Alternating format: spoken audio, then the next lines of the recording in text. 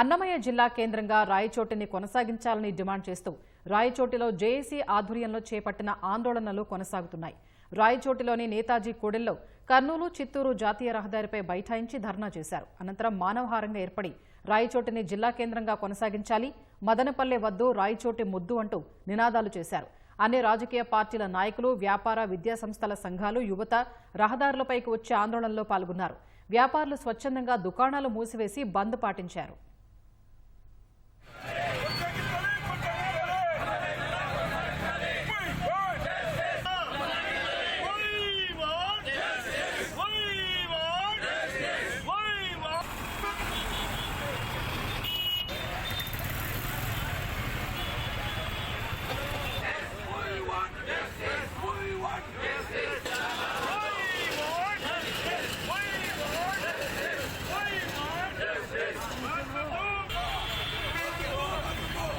రాయచోటి ముందుగానే చాలా వెనుకబడిన ప్రాంతము. ఇటువంటి మా ప్రాంతాన్ని అన్ని విధాలుగా అభివృద్ధి చేయాలనే ఉద్దేశంతో అప్పుడు మీ ఆధ్వర్యంలోనే జిల్లాగా ప్రకటించారు. తర్వాత మీరు వచ్చిన తర్వాత కూడా మీటింగ్ లో కూడా రాయచోటిని జిల్లా కేంద్రంగా కొనసాగిస్తామని హామీ ఇవ్వడం జరిగింది.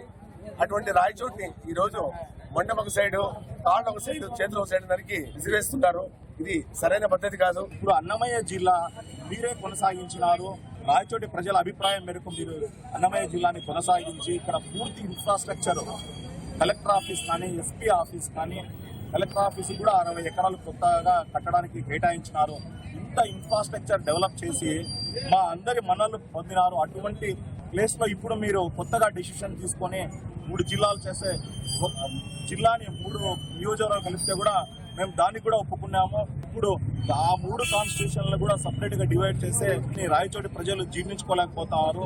అన్నమయ్య జిల్లాని కొనసాగించండి, రాయచోటిని హెడ్ క్వార్టర్ గా పెట్టాలని చెప్పి విన్నవించుకుంటున్నాం. ఈ రోజు మాకు జిల్లా అనే చిప్ప ఇచ్చి ఆ చిప్పను పూర్తిగా ఉంచుకొని ఎత్తుకోబోయి మాకు ఏమీ లేకుండా ఈ విధంగా వదిలేయడం చాలా అన్యాయం. దయవుంచి ప్రజల్ని దృష్టిలో పెట్టుకుని, రేపు భవిష్యత్తును దృష్టిలో పెట్టుకుని అన్నమయ్య జిల్లాను రాయచోటి కేంద్రంగా ఉంచి మాకు ఆ ఊరికి మేలు చేస్తారని మరీ కోరుకుంటూ రాయచోటి వ్యాపారస్తులకు మద్దతుగా నిలవాలని, గవర్నమెంట్ ఎప్పటికీ మాకు అన్యాయం చేయదని నమ్ముతున్నాము. రాయచోటి జిల్లా కేంద్రంగా కొనసాగిస్తారని చెప్పేసి ఎన్నికల ప్రచారంలో భాగంగా మీరు హామీ ఇవ్వడం జరిగింది.